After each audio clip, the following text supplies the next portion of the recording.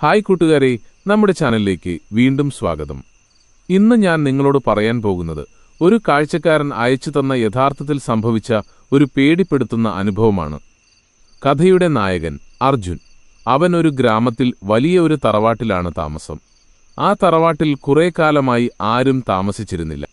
അർജുന്റെ മുത്തശ്ശിക്ക് വയസ്സായപ്പോൾ അവരെ നോക്കാൻ വേണ്ടിയാണ് അവർ അവിടേക്ക് താമസം മാറ്റിയത്. അർജുന്റെ മുത്തശ്ശിക്ക് ആ വീടിന്റെ ഓരോ മൂലയും കാണാപാഠമായിരുന്നു. എന്നാൽ ആ വീട്ടിൽ വന്ന ദിവസം മുതൽ അർജുന് എന്തോ ഒരു അസ്വസ്ഥത തോന്നിത്തുടങ്ങി. രാത്രിയിൽ ജനലിൽ ആരോ മുട്ടുന്നതുപോലെയും ചിരിക്കുന്നതുപോലെയും അവന് തോന്നി. അവൻ ഈ കാര്യങ്ങൾ വീട്ടിൽ ആരോടും പറഞ്ഞില്ല. കാരണം ആരും അത് വിശ്വസിക്കില്ലെന്ന് അവൻ അറിയാമായിരുന്നു.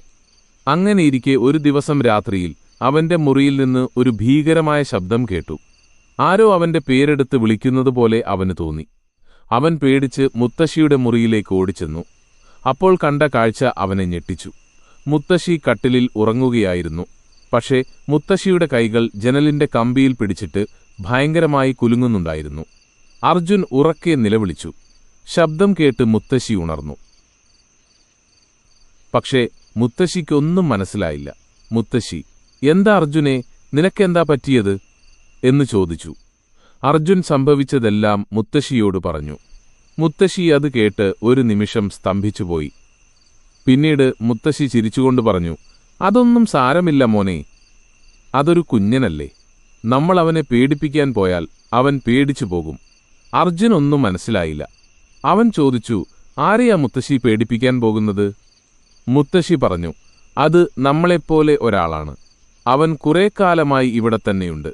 അവൻ നമ്മുടെ കൂട്ടുകാരനാണ്. അർജുൻ മുത്തശ്ശിയോട് കൂടുതൽ കാര്യങ്ങൾ ചോദിച്ചു. അപ്പോൾ മുത്തശ്ശി അവന്റെ ചെവിയിൽ പറഞ്ഞു, നീ അവനെ ശല്യം ചെയ്യാൻ പോകരുത്. അവൻ നിന്നെ ഉപദ്രവിക്കില്ല. അർജുൻ കൂടുതൽ കാര്യങ്ങൾ മുത്തശ്ശിയോട് ചോദിച്ചു. പക്ഷേ മുത്തശ്ശി ഒന്നും പറഞ്ഞില്ല. പിന്നീട് അർജുൻ ദിവസങ്ങളോളം അവനെക്കുറിച്ച് ചിന്തിച്ചു.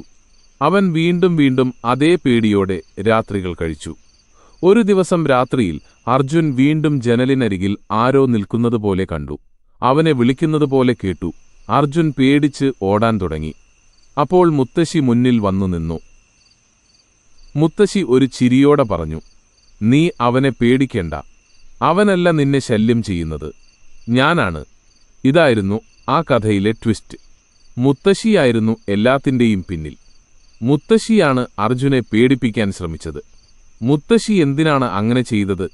അത് ഇപ്പോഴും ഒരു ചോദ്യമായി അവശേഷിക്കുന്നു.